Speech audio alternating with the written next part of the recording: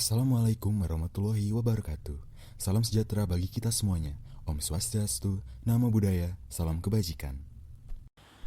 Kami dari kelompok 6 Palembang yang beranggotakan Kinanti Adara Natasha, Rahmat Akbar, dan Eta Dwi Saputri. Kali ini kita akan membahas gen. Kode genetik didefinisikan sebagai hubungan antara urutan nukleotida dalam DNA atau transkrip RNA lainnya dan urutan asam amino dalam protein. Setiap asam amino ditentukan oleh satu atau lebih triplet nukleotida atau kodon dalam DNA. Selama translasi, mRNA bertindak sebagai salinan kerja gen di mana kodon untuk setiap asam amino dalam protein telah ditranskripsi dari DNA ke mRNA. tRNA berfungsi sebagai molekul adaptor yang memasangkan kodon dalam mRNA dengan asam amino yang mereka tentukan masing-masing, sehingga menyelaraskan dalam urutan yang sesuai sebelum pembentukan ikatan peptida. Translasi terjadi pada ribosom, kompleks protein dan RNA yang berfungsi sebagai mesin molekuler yang mengordinasikan interaksi antar mRNA, tRNA, enzim, dan faktor protein yang diperlukan untuk sintesis protein. Banyak protein mengalami modifikasi pasca translasi saat mereka bersiap untuk mengambil peran utama mereka dalam sel. Kode genetik.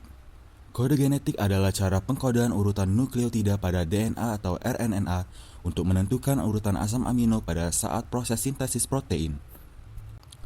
Informasi pada kode genetik ditentukan oleh basa nitrogen pada rantai DNA yang akan menentukan susunan asam amino yang dibawa oleh RNA. Mudahnya dari susunan kode-kode genetik itu ternyata bisa digunakan sebagai bahasa sandi antar DNA dan RNA untuk mengumpulkan asam amino yang merupakan kumpulan 3 basa nitrogen yang akhirnya bisa menjadi protein. Kebanyakan tabel kode genetik menunjuk kodon untuk asam amino sebagai urutan mRNA. Fitur penting dari kode genetik meliputi setiap kodon terdiri dari 3 basa atau triplet, ada 64 kodon, semuanya ditulis dalam arah 5 hingga 3. 61 kodon untuk asam amino, 3 lainnya UAA, UGA, UAG adalah kodon stop, nonsense codons yang menghentikan translasi. Ada satu start codon, kodon inisiasi, AUG, pengkodean untuk methionine. Sintesis protein dimulai dengan methionine MET pada eukariota dan for me let methionine FNET pada prokariota. Kode tidak ambigu. Setiap kodon menentukan tidak lebih dari satu asam amino. Semua asam amino kecuali MET dan triptopan memiliki lebih dari satu kodon. Untuk asam amino yang memiliki lebih dari satu kodon, 2 basa pertama dalam kodon biasanya sama, basis di posisi ketiga sering bervariasi. Kodenya hampir universal, sama di semua organisme. Beberapa pengecualian kecil untuk ini terjadi pada mitokondria dan beberapa organisme. Kode ini tanpa koma atau bersebelahan. Tidak ada space atau koma antara kodon pada mRNA, kodon tetangga pada pesan tidak tumpang tindih.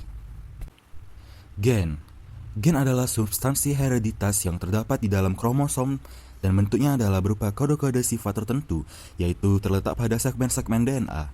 Gen merupakan kesatuan terkecil yang membentuk sel dan sebagai pembawa sifat atau hereditas dalam sel makhluk hidup. Gen memiliki peranan bagi sel, yaitu mengkode protein, enzim, dengan ekspresi yang dikendalikan gen regulator. Adapun fungsi yang dimiliki gen, yang pertama adalah menyampaikan informasi mengenai genetika dari generasi ke generasi. Yang kedua, mengontrol, mengatur metabolisme dan perkembangan tubuh. Yang ketiga, menentukan sifat-sifat pada keturunannya, seperti yang dicontohkan pada fakta di depan. Sifat-sifat itu dapat berupa bentuk rambut, bentuk badan, warna kulit, dan lain sebagainya. Proses reaksi kimia di dalam tubuh dapat terjadi secara berurutan. Pada setiap tahap reaksi dibutuhkan enzim. Pembentukan dan juga pengontrolan kerja enzim tersebut dilakukan oleh gen. Pada proses perkembangan yang membutuhkan hormon juga diatur oleh gen. Kromosom. Kromosom adalah suatu struktur makromolekul yang berisi DNA berbentuk lurus seperti batang atau bengkok yang berada pada inti sel. Selain DNA, dalam kromosom juga terdapat telomer, nukleosom, dan histon. Kromosom berperan penting dalam proses pembentukan gamet atau sel kelamin dan pewarisan sifat, membentuk ciri khas setiap individu, memastikan proses duplikasi DNA terjadi dengan tepat. Fungsi kromosom. 1. Memastikan bahwa DNA tetap berada di tempatnya saat terjadi pembelahan sel sehingga bisa terbagi rata antar sel. 2. Melindungi materi genetik DNA dan kerusakan selama pembelahan sel. 3. Sebagai pembawa materi genetik yang berperan dalam proses transkripsi DNA pada proses sintetis protein. 4. Melakukan proses replikasi selama pembelahan sel dan memastikan tiap sel yang membelah mendapatkan gen yang sama.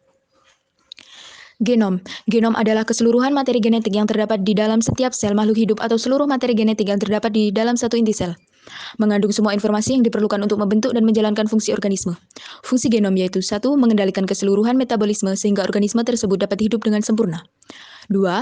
Mengandung informasi biologis yang diperlukan untuk membangun tubuhnya dan mempertahankan hidupnya serta diwariskan ke generasi berikutnya. Ekspresi gen. Ekspresi gen dilakukan melalui 2 tahap yaitu transkripsi dan translasi. Proses transkripsi terjadi di dalam inti sel, sedangkan translasi berlangsung di sitoplasma, sehingga RNA harus dikeluarkan dari inti sel ke sitoplasma.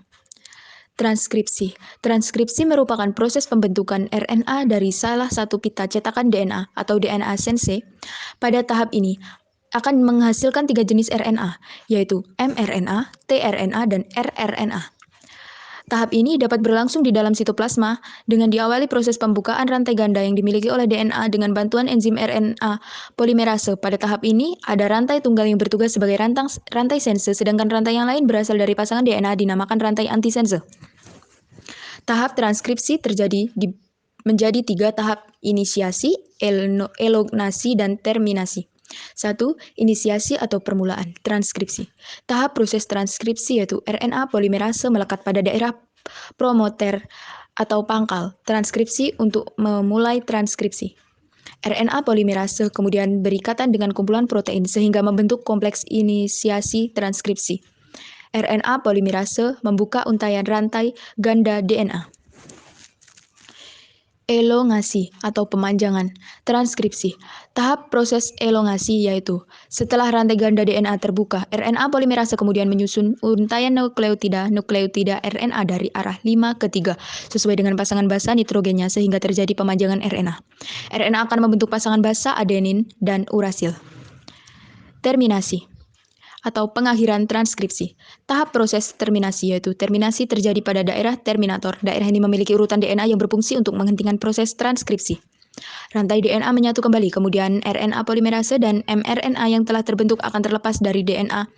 mRNA merupakan RNA yang mengandung kode genetik atau kodon hasil transkripsi basa nitrogen pada DNA yang menjadi cetakan untuk menjadi urutan asam amino polipeptida yang mengkode suatu protein tertentu. Kemudian mRNA akan keluar dari inti sel melalui pori-pori nukleus dan masuk ke dalam sitosol. 2. Translasi. Translasi adalah sintesis polipeptida dari mRNA untuk menentukan urutan-urutan asam amino yang akan membentuk suatu protein. Translasi terjadi di ribosom. Pada tahap ini, sel harus menerjemahkan kode genetik atau kodon. Kodon adalah 3 nukleotida pada urutan mRNA yang dapat diterjemahkan menjadi urutan asam amino. Urutan asam amino akan mengkode suatu protein spesifik. Terdapat beberapa tahapan pada proses translasi yaitu 1. Inisiasi atau permulaan translasi. Ujung mRNA yang telah keluar dari nukleus akan berikatan dengan ribosom unit kecil melalui bantuan GTP dan enzim. Peristiwa tersebut disebut dengan kodon inisiasi. Kodon inisiasi tersebut adalah AUG. Kodon AUG memberikan sinyal untuk memulai proses translasi. Kemudian, tRNA atau transfer RNA, antikodon UAC yang membawa asam amino metionin melekat pada kodon inisiasi AUG. tRNA antikodon UAC merupakan komplementer dari kodon AUG. tRNA sendiri berfungsi untuk menghantarkan informasi genetik mRNA dari sitoplasma menuju ribosom untuk disusun menjadi protein. 2. Elongasi atau pemanjangan translasi. Kodon yang dibawa oleh mRNA akan diterjemahkan satu persatu menjadi asam amino. Asam amino berikutnya akan ditambahkan satu persatu dari asam amino pertama, yaitu metionin.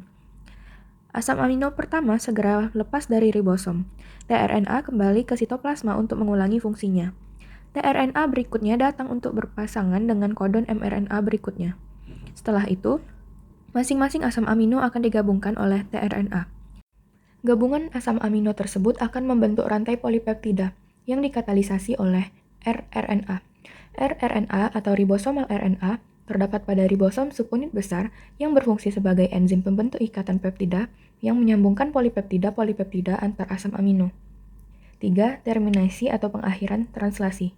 Proses translasi berakhir ketika salah satu codon stop mRNA, yaitu UAA, UAG, dan UGA, melekat pada ribosom.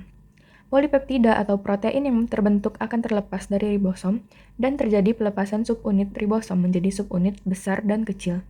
Protein yang telah disintesis mengalami proses post-translasi. Pada tahap ini, protein dapat berikatan dengan karbohidrat atau dipecah kembali menjadi beberapa polipeptida. Kesimpulan, gen merupakan faktor-faktor keturunan yang terdapat dalam kromosom yang terdiri atas DNA atau deoksiribonucleic acid.